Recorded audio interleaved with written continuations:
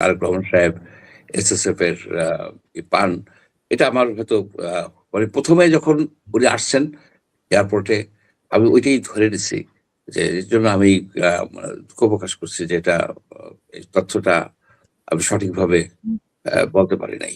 যাই হোক, এই এই বিভিন্ন ইউনিভার্সিটিতে ৪টা এই জকসু মানে জগন্নাথ ইউনিভার্সিটিকে নিয়ে ৫টায় কিন্তু মোটামুটি না, একেবারে ভূমিধস বিজয় হয়েছে শিবিরের।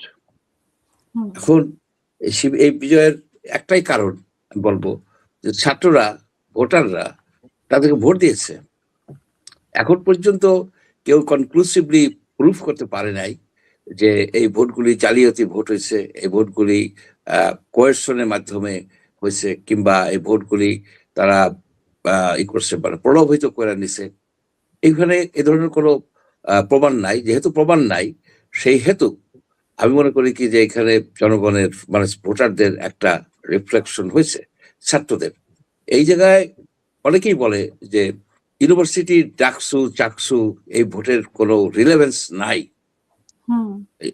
এই রিলেভেন্স নাই আপনি জাতীয় নির্বাচনে। কিন্তু একটা জিনিস আপনার বিবেচনায় নিতে হবে, এই যে যারা এখানে ভোট দিছে ঢাকা ইউনিভার্সিটিতে বলেন, এই যে জগন্নাথে বলেন, ভোটাররা কিন্তু ন্যাশনাল ভোটারও, এরা শুধু ছাত্রদের ভোটার না, এরা কিন্তু সবারই বয়স 18 কিংবা ওই পর্যায়ে আছে, তারাও তো ভোট দিবে। এখন জাতীয় নির্বাচনে, আপনার জাতীয় নির্বাচনে যদি দেখেন, সেইখানে 1/3 ভোটার হচ্ছে এই সব ছাত্র বা এই গ্রুপের ইয়াং জেনারেশন। তো সুতরাং এটা দিয়ে কিন্তু একটু চিন্তা করা যায় যে ইয়াং জেনারেশন কোন দিকে যাচ্ছে।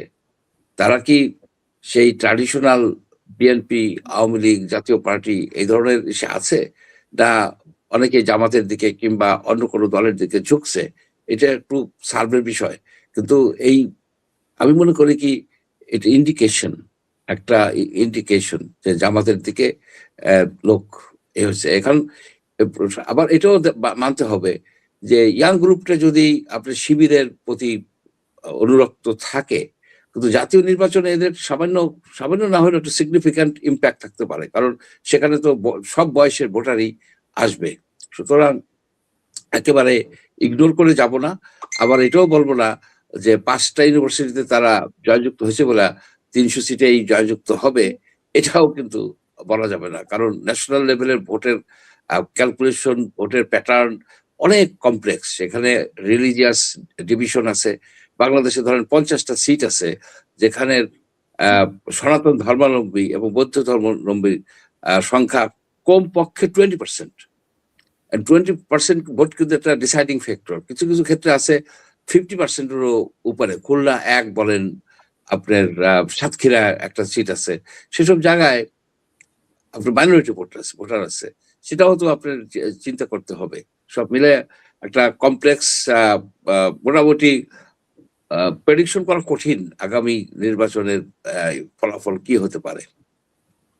জি, আপনার কাছে আরেকটা বিষয় জানতে চাওয়া যে যুক্তরাষ্ট্র সফরে গিয়েছেন আমাদের নিরাপত্তা উপদেষ্টা ডক্টর খলিলুর রহমান। তো এই সময়ে উনি বলছেন যে বাণিজ্য শুল্ক নীতি এবং বিনিয়োগের সহযোগিতা জোরদার করার লক্ষ্যে উনি যুক্তরাষ্ট্রে আছেন। তো আপনার কি মনে হয় যে এই সময় এটা খুব জরুরি কিছু, নাকি এর পেছনে অন্য কোনো কারণ থাকতে পারে? পাশাপাশি আপনি নিশ্চয়ই দেখেছেন যে ভারতের মানে ভিসা বন্ধ করা হয়েছে, ভারতের কয়েকটি মিশন থেকে বাংলাদেশের ভিসা বন্ধ করা হয়েছে। সেটা বলা হচ্ছে পররাষ্ট্র উপদেষ্টা বলছে যে নিরাপত্তার জন্য, মানে নির্বাচনের আগে নিরাপত্তার জন্য।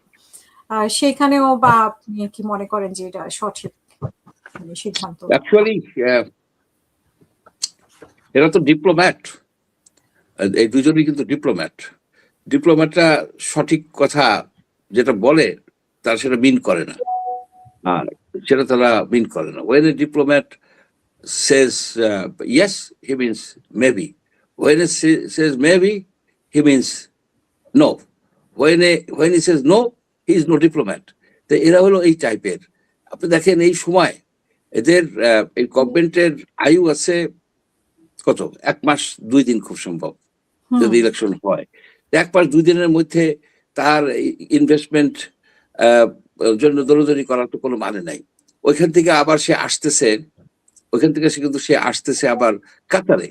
কাতারে কি ইনভেস্টমেন্টের আছে এটা এইখানে আমি ধারণা করি যে এই গভর্নমেন্টের যে প্যাটার্ন তাদের কার্যক্রম থেকে আমার ধারণা হয় যে এরা এক্সটেনশন চাচ্ছে। আমেরিকান অ্যাম্বাসেডার আসতেছে, এর এক্সটেনশন চাচ্ছে। সামহাও তারা ক্ষমতা ছাড়তে চাচ্ছে না। কেউ তো বলছে যে আমাদের কি কোনো টার্ম লিমিট নিয়ে আমরা আসছি নাকি। কেউ বলতো প্রথম দিকে নির্বাচনের কথা বলতে, নির্বাচন নিয়ে চেঁচামেচি করবেন না। ইউনূস সাহেব বলছে আমাকে তো 5 বছর চায়, 10 বছরও চায়।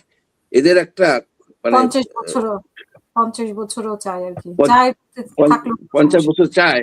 85-86 বছরের একটা বৃদ্ধ লোক কিভাবে এই কথাটা আবার ইন্টারন্যাশনাল মিডিয়াতে বলে? How old he is, he should remember. আর 50 বছর যারা চায় তারা তো বেয়াকুব বলে